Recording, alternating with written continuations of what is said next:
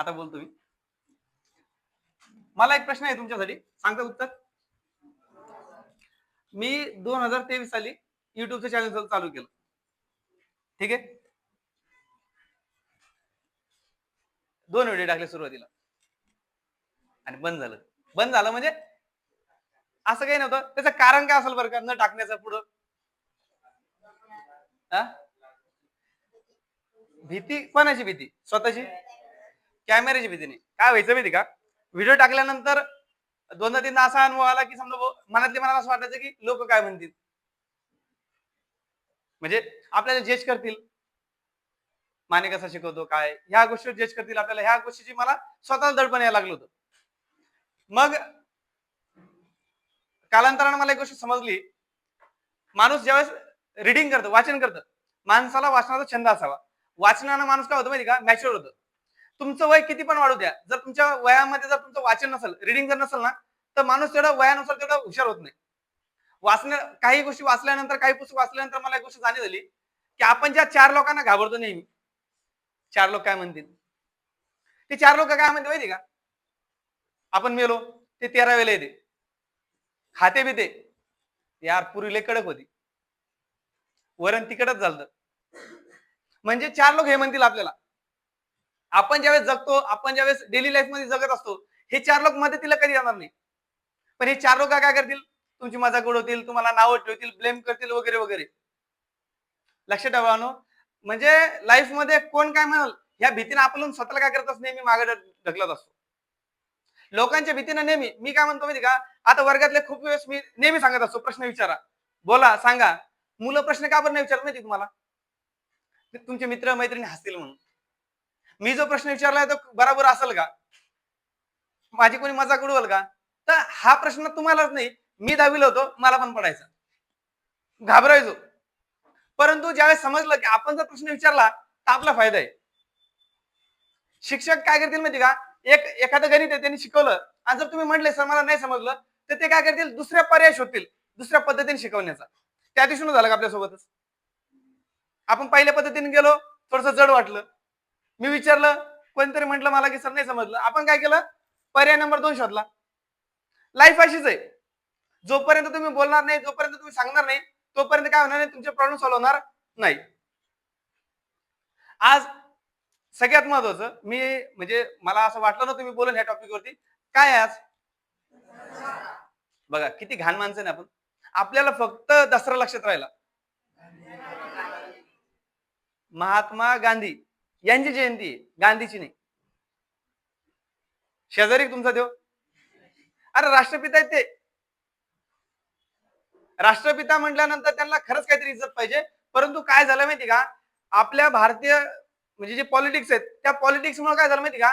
महात्मा गांधींचं स्थान खूप कमी करण्यात आलं. हा सगळ्यात मोठा प्रॉब्लेम आहे. आज महात्मा गांधीजीच नाही, जेवढे काही फ्रीडम फायटर्स होते, ते फ्रीडम फायटर्स काय झाले? एकदम त्यांचं म्हणजे कुठे जयंती आली की मग साजरा करायचं, जयंती आली त्यांची आठवण काढायची, त्यांचे थॉट्स मांडायचे. एरवी नाही, एरवी विसरून जातो आपण. हा सगळ्यात मोठा ड्रॉबॅक आपला. आपण स्वप्न बघतो महासत्ताक होण्याचं, पण भारत महासत्ताक कसा होईल? आपण आपला इतिहास विसरत चाललोय. इतिहासाला विसरून कधीही इतिहास घडवला जाऊ शकत नाही. इतिहास घडवण्यासाठी इतिहास वाचावाच लागतो, इतिहासाचा अभ्यास करावाच लागतो, इतिहास समजून घ्यावा लागतो. आणि इतिहास जो घडलाय, त्या इतिहासामध्ये ज्या चुका घडल्या त्या चुका होणाऱ्या भविष्यकाळात त्या सुधारायच्या असतात, म्हणून इतिहास महत्वाचा असतो. परंतु आपण काय करतोय? जुन्या लोकांना नाव ठेवतोय. साक्षात परम सुंदरी काय काय ना तिचं नाव बी लक्षात राहत नाही, ती कंगना रनौत, ती काय म्हणती? भारताला खरं स्वतंत्र 2014 ला भेटलं. म्हणजे ज्या फ्रीडम फायटर्सनं, ज्या क्रांतिकारकांनी स्वतःचं बलिदान दिलं देशासाठी, ते काहीच नाही. येणाऱ्या भविष्यकाळातल्या पोरांनी काय शिकावं? येणाऱ्या जनरेशनने काय शिकावं?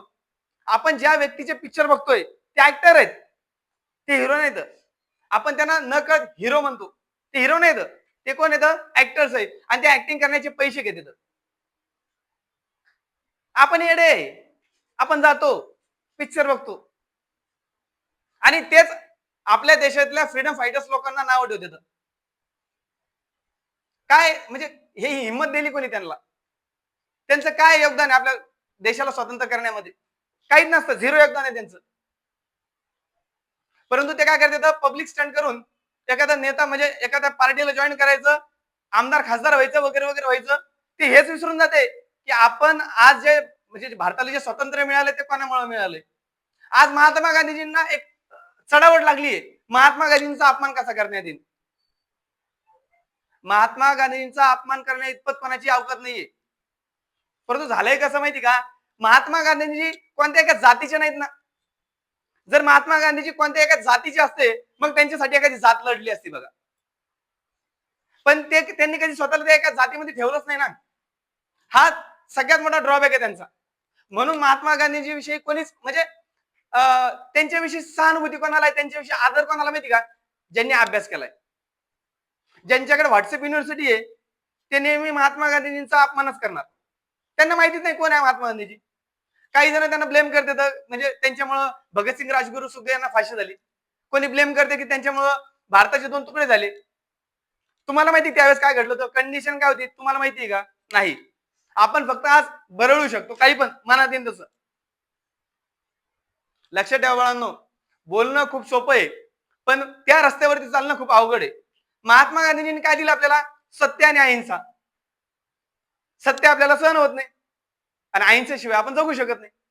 सत्य का सहन होत नाही? आपल्याकडे मन आहे बघा जुनी, खरं बोललं की सख्या आईला पण राग येतो आणि ते सत्य आहे. तुम्ही बघा ना, तुम्ही काय करा, चोरी करा आणि सांगा घरी मी चोरी केली. मायला तुम्हाला नाही जर कुत्र्यासारखं मारलं, सत्य बोलायला हिंमत लागते आणि सत्य ऐकायला सुद्धा हिंमत लागते. त्यांची जे पुस्तक, त्यांची जी आत्मकथा आहे, त्यांनी त्यांच्या आत्मकथेत सांगितलंय स्पष्ट. काय सांगितलंय? मी चोरी केली, मी खोटं बोललो. त्यांनी ते लिहिलं. आपण खोटं बोलल्यानंतर ते ऍक्सेप्ट करायची ताकद सुद्धा नसते आपल्याला. म्हणून आपण गांधीजींची तुलना नाही करू शकत कोणाची. ज्या चुका झाल्या त्या ऍक्सेप्ट कराव्या लागतात, त्यावेळेस तुम्ही यशस्वी होता. एक चूक लपवण्यासाठी तुम्ही काय करता? वारंवार खोटं बोलता. किती दिवस कोणाकोणाला खोटं बोलतात. आणि जे सत्य आहे ते कधी लपत नसतं. म्हणतात ना, सत्य पराजित हो सकता है, सॉरी परेशान हो सकता है, पराजित नाही. आता अहिंसा काय असती? आता तुम्ही म्हणता तुम्हीच लेत होते आम्हाला, तुम्ही अहिंसाची गोष्टी करते का? तुम्हीच कुत्र्यासारखं मारता आम्हाला, तुम्ही अहिंसा म्हणजे काय बाळांनो? किंवा कोणावर हिंसा नाही करायची. म्हणजे आता तुम्हाला शिक्षण द्यायचं ना, शिक्षण जर मी प्रेमानं देत गेलो शिक्षण, तुम्ही करसान रिव्हिजन? नाही करत. परंतु माणसाच्या दैनंदिन जीवनामध्ये माणसानं कोणासोबत काय नाही केली पाहिजे? हिंसा नाही केली पाहिजे. अहिंसाचा मार्ग म्हणजे काय? की आपल्याला जर एखादं आंदोलन करायचं तर ते आंदोलन हिंसेचं नसलं पाहिजे, ते शांततेच्या मार्गात असलं पाहिजे. ते त्यांनी शिकवलं. अरे एवढं इंग्लंडचं साम्राज्य होतं, एवढे मोठे त्यांचे अधिकारी होते, एवढे त्यांचे राजा राणी होते, त्यांनी सुद्धा महात्मा गांधीजींना पुजलं, ऍक्सेप्ट केलं त्यांना. एवढे क्रांतिकारकांना म्हणजे जीवाचं बलिदान द्यावं लागलं, जीवाचं आहुती द्यावं लागली. सगळ्यांचं हे जे भारताला जे स्वातंत्र्य मिळालंय आणि आज आपण जे एवढं गर्वाने फिरतो गल्लोगल्ली, हे सगळे योगदान आपल्या क्रांतिकारकांचं आहे. आपण म्हणजे जो श्वास घेतोय तोही त्यांच्या नावाचा आहे. आणि लक्षात ठेवा, आज मी तुम्हाला बोलतोय, हे जे बोललोय मी तुम्हाला आज, हे मला बोलण्याची ताकद दिली बाबासाहेबांनी. संविधानामध्ये लिहिलं त्यांनी फ्रीडम ऑफ स्पीच, म्हणून मी आज तुम्हाला बोलतोय. अन्यथा एक काळ असा होता की बोलण्याचा अधिकार फक्त काही लिमिटेड लोकांना होता, माझ्यासारख्या सर्वसामान्य माणसांना नव्हता. सर्वसामान्य माणूस बोलूच नाही शकत. जर बाबासाहेबांनी जर अधिकार नसते दिले आपल्याला, त्यांनी जर संविधान नसतं दिलं तर. आपण जे शांगा धरतो का लोकांसमोर, ते सुद्धा बाबासाहेबांची देण आहे आपल्याला. एक काळ असा होता की आपण प्रेस म्हणजे आपण एखादा न्यूजपेपर छापू शकत नव्हतो. सरकारकडून परमिशन घ्यावं लागायच्या प्रत्येक गोष्टीच्या. परंतु बाबासाहेबांनी ज्यावेळेस आपल्या सर्वांना संविधान दिलं, त्या संविधानामध्ये त्यांनी आपल्याला काही मूलभूत अधिकार दिले आणि त्या मूलभूत अधिकारांमुळेच आज तुम्ही आपण बिंदास बोलू शकतो, सांगू शकतो, लिहू शकतो. सर्वांना समान अधिकार दिले. काही जणांना आरक्षणाचा प्रॉब्लेम आहे, पण आरक्षण म्हणजे काय ही कन्सेप्ट कोणाला माहित नाहीये, ज्यांनी कधी अभ्यासच नाही केला. आरक्षण कशामुळे दिलं, काय कारण होतं त्याच्या मागचे, हे अभ्यास केल्यानंतर तुम्हाला समजेल. मी अपेक्षा करतो माझ्या पोरांनी कलेक्टर व्हावं, आयपीएस व्हावं, त्याच्यासाठी तुम्हाला अभ्यास करावा लागेल. अभ्यासाशिवाय काहीच नाही. आता बोलूया, आज दसरा आहे. दसरा का बरं साजरा करतो आपण? हा, रावणाला मारलं, बस एवढं म्हणजे दसरा नाही. असत्तेचा असत्य ज्यावेळेस वाढली होती तेव्हा सत्तेचा ज्यावेळेस विजय होतो म्हणून आपण दसरा साजरा करतो. त्याचं नावच काय? विजयादशमी. विजय झाला त्या दिवशी. आज आम्ही काय करतो? दरवर्षी रावणाला जाळतो, दरवर्षी. आणला पुतळा, उभा केला, जाळला त्याला. त्या रावणाला जाळसाल रे, मनातल्या रावणाचं काय? मनातला रावण कधी जाळायचा? द्वेषाचा, अहंकाराचा रावण कधी जाळायचा? जळतो आपण. आपण म्हणजे सगळेच एकमेकांवरती. तुम्ही म्हणसान मी नाही जळत, म्हणतं माणूस. कुठे ना कुठेतरी माणूस जळतो. मग त्या रावणाचं काय करायचं? आपल्यातला रावण तसंच ठेवायचा. सगळ्यांनी काय केलं माहिती का? आपल्या मनात दोन व्यक्ती राहतात, एका साईडला राम, एका साईडला रावण. प्रत्येकाच्या मनात आहे बरं का, कोणीच नाही सुटत त्याला. रावण म्हणजे काय? वाईट सवय. राम म्हणजे काय? चांगल्या सवयी. मग आपण लोकांना काय दाखवतो? मी किती चांगलं आहे, मी किती वाईट हे कोणाला सांगायचं? आरशामधल्या स्वतःला. मी कितीही तुम्हाला आज मोठमोठ्या गप्पा मारल्या, माझ्यात पण काही वाईट गुण आहेत, पण ते वाईट गुण मी काय केले पाहिजे? ऍक्सेप्ट केले पाहिजे, त्याच्यावरती काम केलं पाहिजे. एक चूक झाल्यानंतर ती चूक रिपीट नाही झाली पाहिजे. परंतु आज बघा तुम्ही, जगामध्ये एक रनिंग दौड लागली लोकांमध्ये, कशाची? मीपणाची. मी चांगलं हे दाखवण्याची. दाखवायची काही गरज नसती. मी चांगलं हे तुम्हाला दिसणार का नाही? माझ्या वागण्यावरून, माझ्या बोलण्यावरून, मी जे काय करतोय त्याच्यावर तुम्हाला समजतं हा व्यक्ती चांगला काय वाईट आहे. मग चांगला काय वाईट? चांगला म्हणजे राम, वाईट म्हणजे रावण, ही जी कन्सेप्ट आहे, ही कन्सेप्ट आम्ही राबवली. उलट मी तुम्हाला सांगतो बाळांनो, ज्यावेळेस रावणाचा वध झाला होता, श्रीरामाने वध केला होता, राम रावणाला भेटायला गेले, भेटल्यानंतर सुद्धा रावणानं रामाची स्तुती केलेली आहे. रावण हा व्यक्ती चांगलाच होता, फक्त त्याने काही गोष्टी काय केल्या? चुकीच्या केल्या. कशामध्ये चुकीच्या केल्या? अहंकारामुळे. अहंकार माणसाला संपवून टाकतो. अहंकारामध्ये माणूस संपूर्ण जात असतो. लक्षात ठेवा बाळांनो. म्हणून माणसाने कसा स्वभाव असला पाहिजे? आमचा शांत स्वभाव असला पाहिजे, सगळ्याला समजून घ्यायचा स्वभाव असला पाहिजे, हे कधी लक्षात ठेवा. एवढे बोलतो मी, माझे 2 शब्द संपवतो. धन्यवाद. जय हिंद, जय महाराष्ट्र. ओके.